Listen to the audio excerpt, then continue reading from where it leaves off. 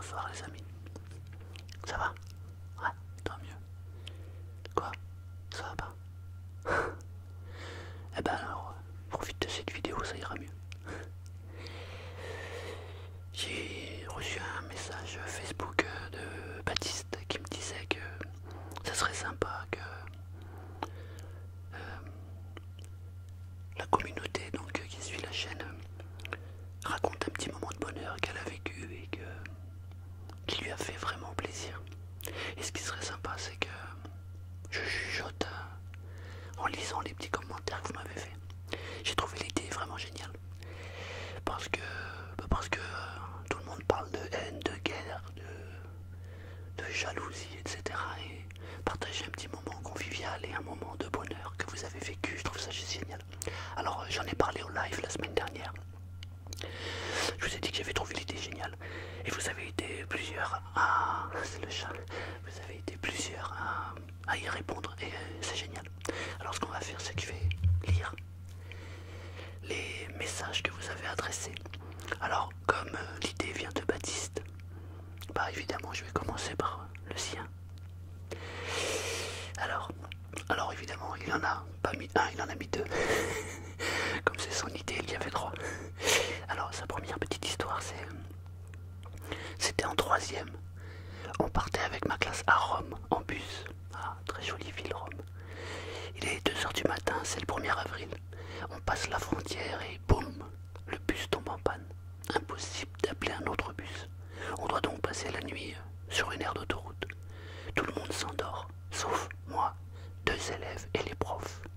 Alors on décide de sortir du bus et on marche quelques mètres. On se rend compte alors qu'on a une vue sur la mer avec à côté une ville éclairée. C'était magnifique. On décide de mettre de la musique. Et on a fait la fête avec les profs en petit comité toute la nuit. On s'est pris en photo, on racontait nos vies, on jouait, on s'éclatait quoi.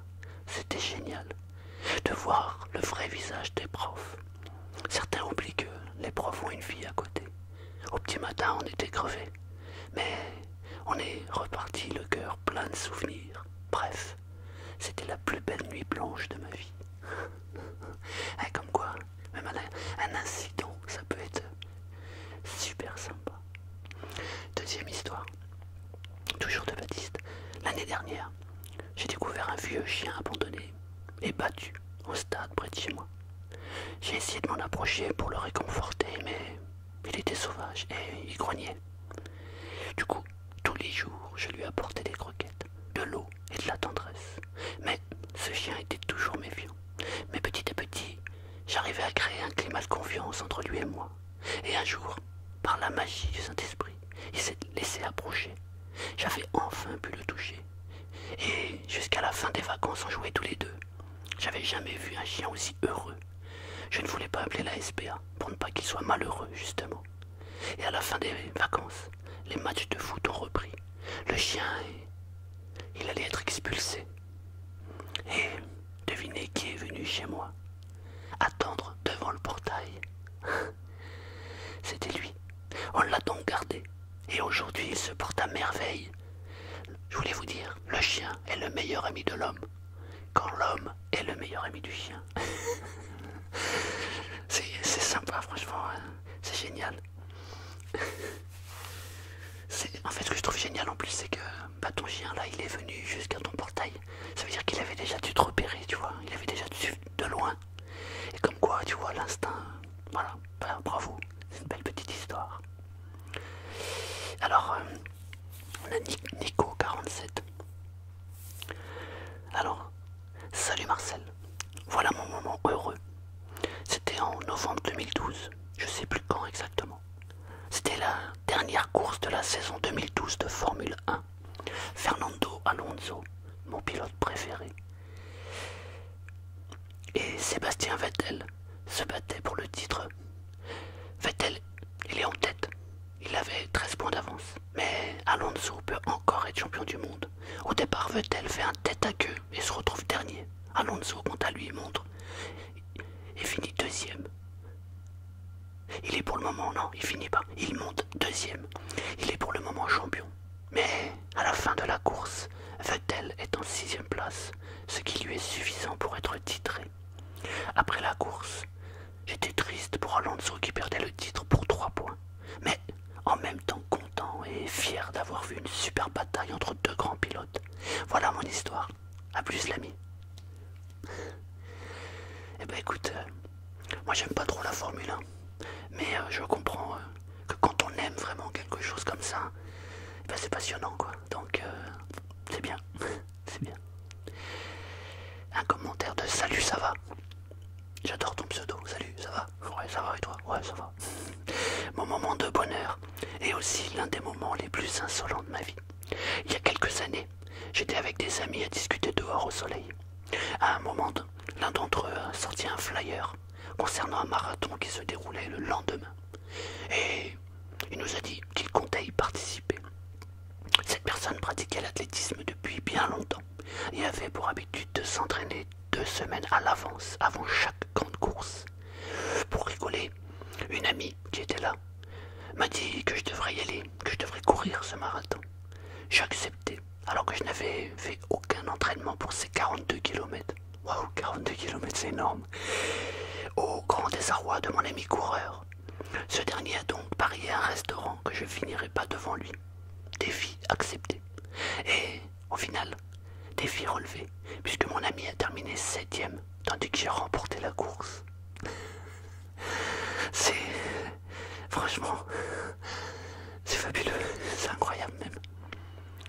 C'est incroyable parce que, donc sans entraînement, t'as fini premier, quoi. T'es passé devant ton ami. C'est génial. Mais c'est un peu...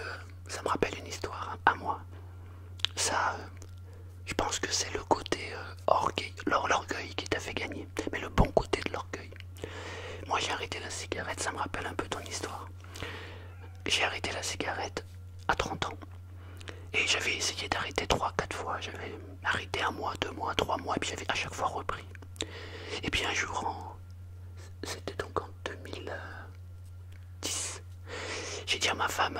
Pour les vacances de Noël, je travaillais dans une agence immobilière et j'allais avoir une semaine de vacances pour Noël. Et j'avais dit à ma femme, non c'était en 2000, je dis n'importe quoi, en 2000.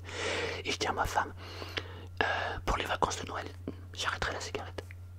Elle m'a regardé et elle m'a dit, ouais, c'est ça. Eh ben, ouais, c'est ça, ça a touché mon orgueil. Et je l'ai pris comme un défi. Et du coup j'ai posé le paquet de cigarettes et j'ai dit c'est quoi, j'arrête maintenant. J'ai posé le paquet et j'ai jamais repris. Et je pense que c'est un petit peu ton cas. C'est-à-dire que ton pote a parié avec toi et il t'a dit de toute façon tu pourras jamais me dépasser. Ça t'a monté ton bon orgueil et t'as fini premier. Donc chapeau mon ami, félicitations. Félicitations, vraiment. Bravo. Donc merci, merci pour ton histoire. Clash Gamer. Alors moi c'était en 3e. J'avais beaucoup de mal à m'entendre avec les autres, car on n'avait pas les mêmes manières de penser. Je ne savais pas pourquoi, mais les gens ne m'aimaient plus. Ils me rejetaient, ils s'unissaient pour aller à contre moi et ils allaient aussi voir la CPE dire des gros mensonges sur moi, comme quoi j'harcelais, etc. Ce qui était totalement faux. Bref, j'étais seul quoi. Et puis un beau jour, une vieille amie dans mon ancien collège m'a reparlé et elle m'a redonné goût à la vie. Alors je rigolais, je redevenais heureux, super heureux. Et depuis, je suis super heureux. Maintenant, je vais la voir toutes les semaines et je la vois dans le bus et je la rends heureuse et elle me donne envie de mieux m'entendre avec les gens. Eh ben, c'est une très belle histoire, mon ami. Clash Gamer, c'est super. Tu vois, des fois, il suffit de pas grand-chose. Hein. Il suffit d'une personne, une bonne personne, et oui, on est remonté. Bravo, c'est très bien. Ça fait plaisir. Lucille bébé, mon ami, mon moment heureux, c'est quand je réalise la chance que j'ai d'avoir ma vie. Voilà, je pourrais rentrer dans les détails, mais ça a le mérite d'être clair et précis. Je suis heureuse d'avoir surmonté des épreuves difficiles. Je suis heureuse de ma vie actuelle et je suis heureuse de savoir que j'ai encore plein de belles choses à vivre et plein de personnes à rencontrer et à aimer. Le négatif n'est là que pour que l'on puisse apprécier encore plus le positif. Bah écoute Lucille, très beau beau message, plein de sagesse. En fait, tu es en train justement de dire que le moment le plus heureux, c'est le moment présent. Alors j'approuve ton message à 100%, quoi. C'est génial. Et puis tu sais, se rendre compte que on est heureux ou heureuse maintenant, et que ce qu'on vit maintenant, c'est génial. Il peut rien t'arriver de plus beau, quoi. Donc, t'es au top. Merci beaucoup, Lucille. Super sympa. Ensuite, Ajax N. Claude. Salut Marcel. Voici mon moment heureux qui devrait pleurer à œil rouge. C'était il y a 2 ans, en ville, avec un ami fan de football. Il décide d'aller jouer au loto-foot. Il fallait cocher 7 matchs, juste pour gagner une belle somme. Pris d'une envie de le défier sur son sport favori, je coche au hasard les résultats. Par exemple, je ne savais absolument pas que le Havre ou Auxerre était la meilleure équipe. Je cochais limite sans regarder. Et le soir même, ayant presque oublié que j'avais joué, mon ami m'appelle horrifié et me dit « Je crois que tu ajustes sur tous les matchs. » Et suivi d'une insulte amicale. C'est normal. Et ce soir-là, j'ai gagné une somme qui m'a permis de m'offrir de belles vacances. Félicitations. Ah, il devait avoir les nerfs, ton pote là. Ça me rappelle une histoire que j'ai vécue. Quand j'avais une vingtaine d'années, je crois. Ouais, enfin bref, dans ces eaux-là, ou entre 20 et 23 ans, je me suis intéressé aux courses. En fait, je travaillais entre guillemets dans une boîte. Et dedans, le responsable était un turfiste, c'est-à-dire qu'il analysait les courses. Et on s'entendait super bien. Et je lui ai dit, est-ce que tu peux m'apprendre? Et il m'a appris à jouer aux courses. Et j'adorais ça. Franchement, j'adorais ça. Et j'ai gagné quelques sommes d'argent. Et un jour, j'étais avec un pote. Et je lui montre un ticket. Je lui dis, tiens, regarde, j'ai gagné 3600 francs sur la course d'aujourd'hui. Et il me dit, ah ouais, putain, bien. Et le lendemain, on était dans un café, on regarde la course. Et j'avais pas joué ce jour-là. Et il me sort un journal juste avant l'arrivée de la course. Et il me sort un journal et il y avait marqué plein de enfin, il avait gratté, ratifié, etc. Il avait écrit plein de choses sur le journal. Et il me dit, regarde, j'ai analysé la course et tu vas voir, je vais gagner. Et en arrivant, on regarde le résultat. Et il gagne. Et il me dit, tu vois, j'ai gagné. Et il me dit, ouais, tu vois, moi j'ai analysé la course, c'est pas comme toi, chanceux que tu es. Et du coup, ça m'a tellement mis les nerfs que j'ai acheté le journal pour la course du lendemain. J'ai analysé la course et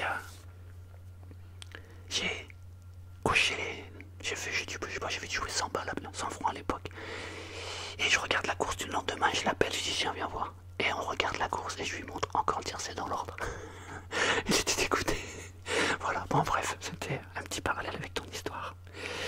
C'était un petit parallèle, bref.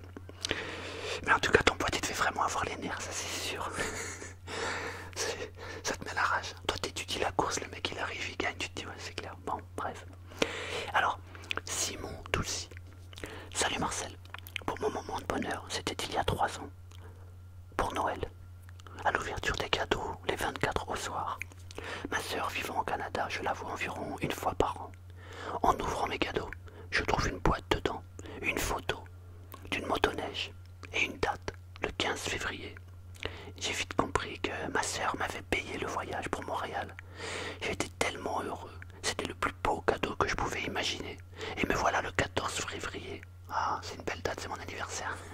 Donc me voilà le 14 février, prenant l'avion pour la première fois à 13 ans, et en plus seul. J'ai passé là-bas mes plus belles vacances, toujours d'excellents souvenirs en y repensant. Voilà mon moment de bonheur. Simon, il n'y a rien de plus beau que l'amour. Donc, super, bravo.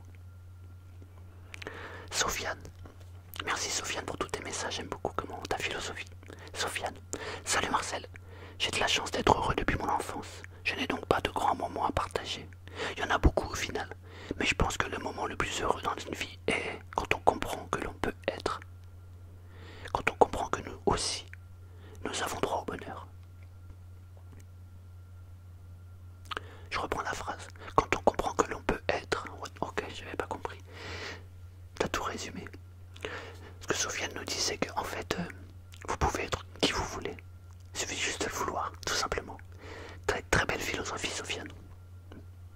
au top. Sprite Summer. Moi, mon moment de bonheur, c'est quand j'ai eu ma première moto. Une Service Honda DRD Extreme. Je suis un grand fan de moto depuis tout petit. Et moi et mon pote, on attendait notre moto depuis un bon moment. Et quand j'ai été la chercher, ah, laisse tomber cette sensation de bonheur, la meilleure de ma vie, je pense. Si tu veux citer mon prénom, il s'appelle Julien. Donc c'est Sprite Summer, Julien. Ah bah c'est clair, tu rêves d'avoir une moto et on te l'offre.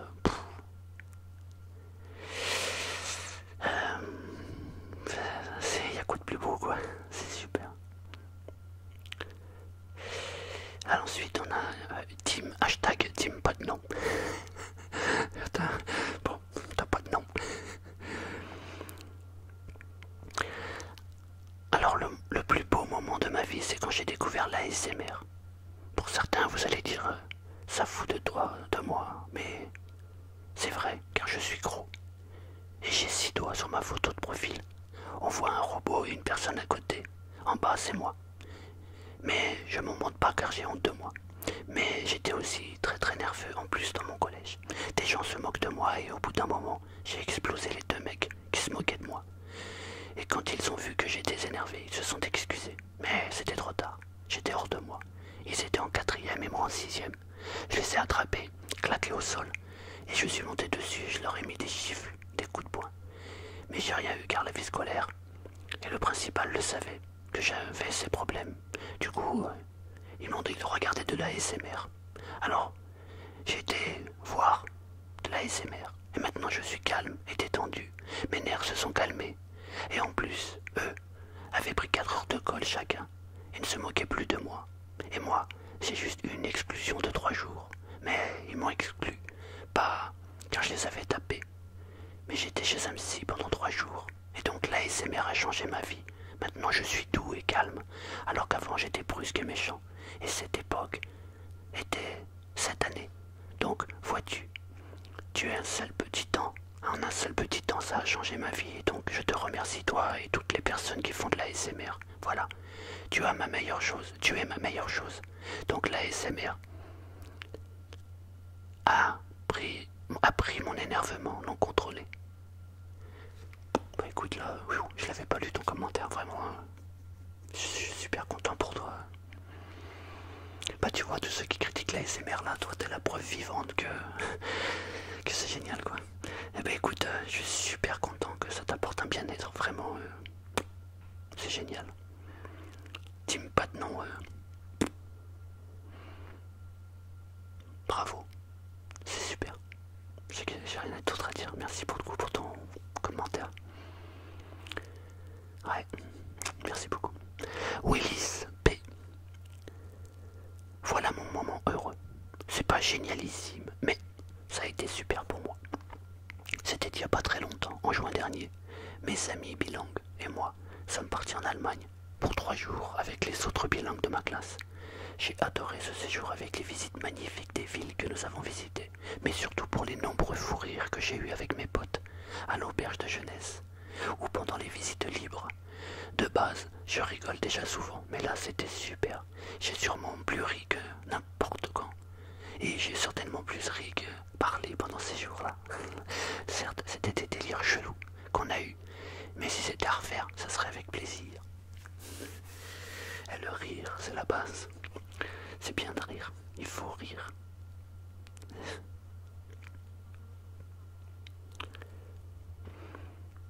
Adrienne Cook. J'aime bien ton pseudo, je sais pas pourquoi. Adrienne Cook. Bon. Une fin de journée pourrie. Je me lance dans mon mémoire. Et la fameuse page blanche. Je fais des recherches. Et je tombe sur une vidéo. Débloquer la page blanche ASMR. La chaîne YouTube ASMR et chuchotement. Je ne connaissais pas l'ASMR, alors j'écoute. Et là, j'adore. Mon meilleur souvenir, avoir découvert l'ASMR grâce à toi, mon ami. Merci Marcel. Merci. Et en plus, ça me fait très très plaisir parce que la vidéo, la page blanche, c'est un de mes textes préférés. C'est un des textes que j'ai écrit et que j'aime le plus. Comment débloquer la page blanche, Et donc je suis super content que tu aies découvert ma chaîne avec cette vidéo, quoi. Ça me fait vraiment plaisir. Ouais, merci beaucoup. La feuille. Salut Marcel. J'ai malheureusement raté le live, mais je regarde en rediff. Bon. Donc pour mon moment heureux dans ma vie, je devais avoir 5 ou 6 ans. C'était le jour de l'Aïd. Et mon père vient avec un gros carton. Je l'ouvre, je regarde dedans et boum! La toute première Xbox est en ma possession. On la branche avec ma soeur et mon père. Ils nous avaient acheté le jeu Hello Kitty. Bon, je suis un mec, mais à 6 ans, juste le fait d'avoir une console en cadeau, c'était super. Au final, le jeu, je m'en foutais. Oh, te justifie pas. J'ai passé toute la journée scotché sur la console à jouer avec ma soeur. Voilà, Marcel, c'est mon meilleur souvenir. J'espère qu'il te plaira, bien sûr. Et ouais, il y a des petits moments comme ça qui te marquent. Et, en plus, le jour de l'Aïd, c'est pour toi un jour magnifique. Donc, évidemment, ça a dû marquer ton esprit. Donc, très beau moment. Merci la feuille. J'aime bien ton pseudo aussi, la feuille. ISH. Pour mon moment le plus heureux, j'avais 8 ans. Et j'étais parti avec mon père et ma mère en Algérie. Car mon père est né là-bas. Pour qu'il me montre le Sahara et Dra'a El Mizan. On a fait 9 heures de route pour aller au Sahara. Ça peut paraître long, mais j'ai adoré le paysage, voir les animaux sauvages. Lorsque nous sommes arrivés aux portes du désert, nous nous sommes assis sur un rocher qui donnait la vue sur l'Atlas et sur le Sahara, une véritable beauté. À droite de nous, il y avait une petite forêt où abritaient des chardonnerets. On les entendait chanter au loin, un pur bonheur. J'oubliais tout ce qui me perturbait. J'écoutais leur chant. Ça m'a détendu. Puis, nous firent à terrain, chardonneret, près des arbres. C'était un bébé. Il était malheureusement tombé de son nid. Donc mon père l'a pris et l'a remis dans son nid. Il était terrifié par notre présence. Il regardait de tous les sens à vive allure. Et une fois dans son nid, il était en boule en train de dormir. J'étais sous leur charme et j'ai pleuré comme une madeleine. Plus tard, lorsque nous étions toujours sur le rocher, des chardonnerets se rapprochèrent de nous et ils émettaient des petits chants. L'un des oiseaux s'est posé sur la jambe de mon père et a commencé à nous regarder, puis est reparti. C'est peut-être peu pour certains, mais moi, ce moment m'a fait ouvrir les yeux sur la beauté de la nature, des animaux et sa fragilité. Mais malheureusement, tous les bons moments ont une fin. 7 mois plus tard, mon père mourut d'une crise cardiaque. Mais malgré tout, il m'a fait ouvrir les yeux sur un magnifique monde. Et ça, je ne l'oublierai jamais. Alors,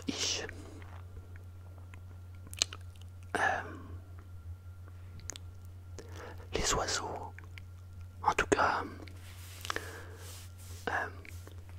c'est un très très beau message parce que ton père devait être une très très belle personne et une très très belle âme. Parce que les oiseaux,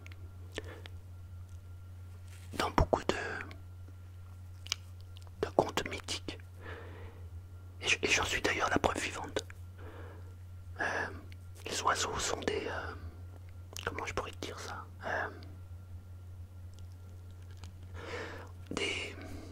j'ai un trou, des contacts avec l'âme en fait, je sais pas comment je pourrais dire ça, mais en gros c'est ça. Ce que je veux dire par là, c'est que l'oiseau qui est venu sur le bras ou la jambe de ton père l'a remercié, et c'est tout l'univers qui a remercié ton père. Ton père devait être quelqu'un de très très bien, mon ami. Franchement, t'as assisté à un des très beaux moments de ta vie. Ça me touche, vraiment. Waouh, très belle histoire. Très très belle histoire. Franchement, ton père devait être quelqu'un de très très bien. Alors, Cobro Azon, pour mon petit moment, voire grand moment de bonheur, il faut remonter à quelques années en arrière, en 2011. Je découvre un magnifique sport qu'est le cyclisme. À travers l'épopée d'un Français sur le Tour de France, pris de passion. Je suis avec beaucoup d'assiduité à 12 ans mon premier tour en intégralité en 2012. Et alors que la 20e étape propose un contre-la-montre entre Bonneval et Chartres, je croise un de mes voisins la veille de cette étape. Il se trouvait que ce voisin comptait aller voir cette étape le lendemain. Et lorsqu'il se rend compte que je me suis pris de passion pour le tour, il me propose de m'y emmener, passer la journée pour profiter de la fête, qui est cette course de vélo. Malheureusement pour moi, je devais partir en vacances avec ma famille ce jour-là. Et donc mes parents m'ont fait refuser cette proposition. Le soir même, j'ai énormément pleuré, parce que j'avais l'impression que l'occasion ne se représenterait jamais. Vient alors la présentation du nouveau parcours, celui de l'édition de 2013. Un contre-la-montre se déroulait à moins d'une heure de route de chez moi. Mon père, sachant que j'avais été touché par le fait de ne pas avoir pu y aller en 2012, me promet alors de prendre sa journée afin de m'y emmener voir cette étape, un an après la désillusion de ne pas avoir pu y assister. Au final, j'ai donc vécu une superbe journée accompagnée par mon papa autour d'une superbe fête qu'est le Tour de France. Ça restera pour moi un grand moment de bonheur. Ah ouais, très très belle histoire. Très très belle histoire. Merci beaucoup pour ton partage. Ouais, vous avez vraiment de belles histoires et ça fait vraiment plaisir. Alors j'en ai eu d'autres sur Facebook. Florian Thomasy. Bonsoir Marcel, je sors de ton live, je t'écris cette histoire qui m'a fait prendre conscience que l'inespéré peut être atteint et que tout est possible à n'importe quel moment de la vie. Quand j'étais plus jeune, je souffrais de dépression chronique et même sous traitement, mon psychiatre pensait que j'en avais pour des années encore, peut-être pour toute ma vie. Je n'avais aucune confiance en moi et pour te dire, je pensais que je ne méritais pas d'être heureux. J'ai intégré un internat catholique dans le sud de la France. Très strict, très fermé. Tu vois le genre? Ouais, je vois le genre. Je vois même très bien le genre. J'ai mon frère et ma soeur qui ont été en internat. Non, d'ailleurs, mes deux frères ont été. Parce que l'autre, le grand aussi, était. Et ouais, c'est super dur. Et je pensais alors me plonger dans mes études de philosophie. Sans aucune autre activité. Je n'avais fait que très peu de sport dans ma vie. Je n'avais jamais connu aucune fille, jusqu'au jour où, complètement par hasard, une jeune touriste colombienne s'est perdue dans ma ville pour sonner à l'internat. J'ai ouvert la porte. Je suis tombé immédiatement amoureux de cette fille, souriant timidement sur le pas de la porte. Et, comme par magie, des années de souffrance avaient disparu. Son sourire avait fait s'évaporer ma tristesse. Le truc le plus fou, c'est qu'elle aussi est tombée amoureuse de moi. J'ai eu cette chance et cet honneur. Les visites de filles étaient interdites à l'internat. Nous avons organisé des visites en douce, en la faisant passer pour une des membres éloignés de la famille d'un ami. De très nombreuses fois, nous avons failli nous faire prendre. On m'a même menacé une fois d'expulsion. Mais je savais, je n'avais plus peur. Je ne reculais devant rien pour donner à cette personne tout le bonheur qu'elle devait avoir. Elle était devenue non pas ma raison de vivre, mais ma pulsion de vie. Je pouvais vivre sans elle, mais sans elle, je n'aurais pas pu vivre. Je t'ai passé énormément de détails, mais cette relation amoureuse fut complètement folle. Tout ça pour te dire que même au plus profond de la dépression, alors qu'il n'y a plus d'espoir, il peut toujours arriver quelque chose, comme un tour de magie du destin qui vient nous faire mordre dans la vie à pleines dents. Alors que je ne voulais que mourir par l'ennui ou par le sang, c'est une touriste égarée qui est tombée par hasard sur moi, qui m'a donné goût à tout ce qui m'entoure. Comme quoi, il faut toujours espérer et ne jamais abandonner dans l'adversité. Voilà, voilà. C'était mon histoire, je te la donne. El padre de la SMR. El padre de la SMR. Soigne ton épaule. Ouais, ça va un peu mieux, mais ça me tire encore. Merci. Merci beaucoup. Florian,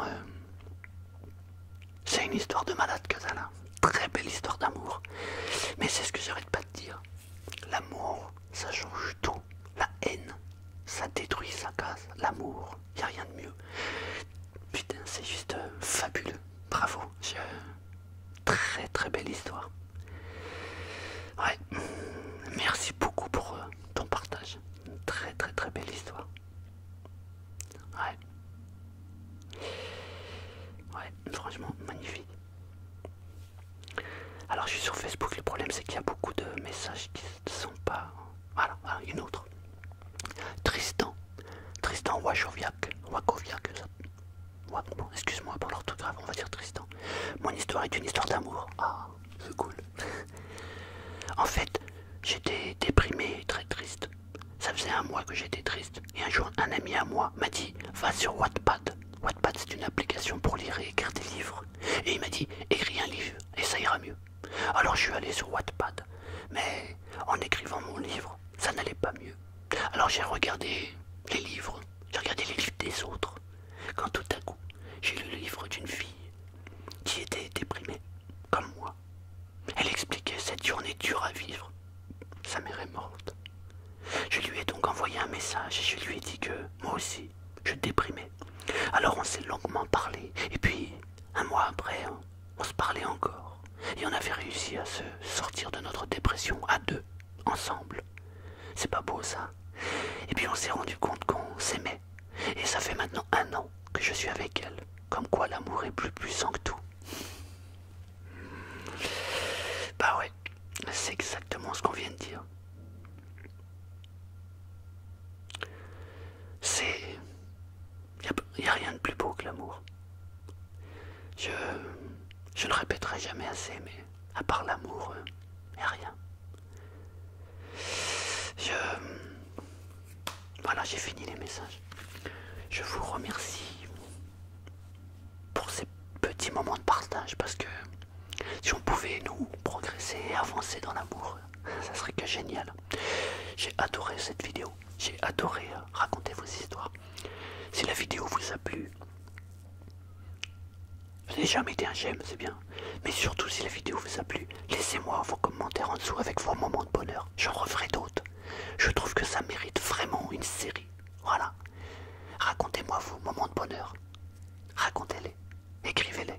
Et j'en ferai des vidéos. Merci beaucoup pour vos partages. Merci beaucoup pour les messages, les commentaires que vous laissez. Ouais. Merci. Je vous kiffe. Vous m'avez ému là. Vraiment ému. Ah, j'ai adoré. J'ai adoré. Merci beaucoup. Je vous kiffe. Merci. Merci. Merci. Bonne nuit. Bonne soirée. À bientôt. À bientôt mes amis. Je vous kiffe. Faites de beaux rêves. À bientôt.